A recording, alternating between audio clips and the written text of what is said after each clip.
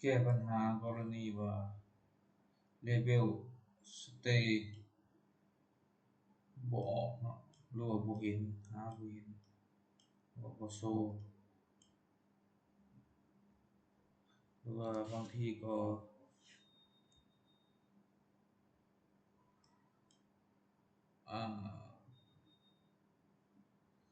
บางทีก็มีเนาะอยู่ในคอนทัวร์นี่เราได้เลเวลระดับไว้แต่มันบ่โชว์มี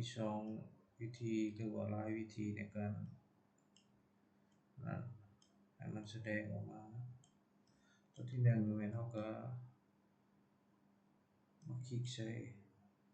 เส้น alignment นี่เนาะ station ที่มันบ่เห็นกดเมาส์ขวาก็มาที่ edit เนาะ alignment label ก็เข้าไปอยู่ในนี้เนาะจุดนี้ก็กดมาตามนี้แล้วก็มาคำว่า label นี้อยู่นี่เราก็กด true ไปเปิด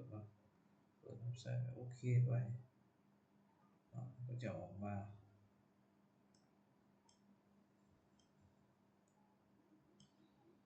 แต่ผมมั่นใจว่าสิ่งคอนทัวร์ก็คือบ่เห็น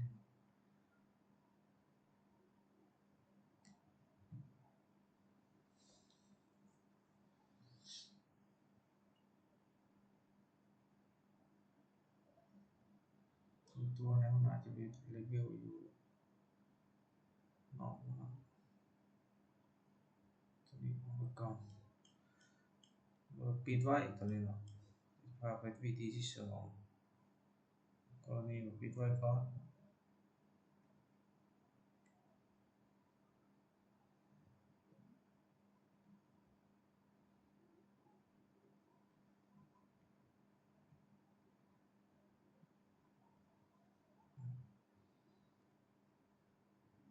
ที่2แม่นเข้ามาที่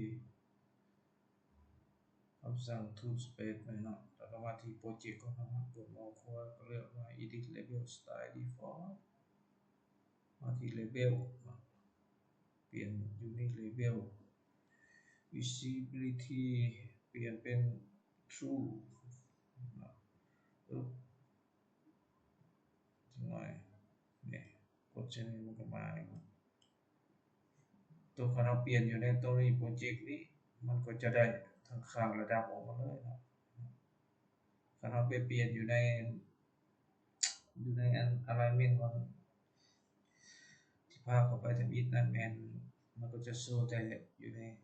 เส้น alignment มันนี่นะตัวเลเวลอื่นๆมันก็บ่จะโชว์ให้เห็นนะคือว่าใช้ได้แล้ว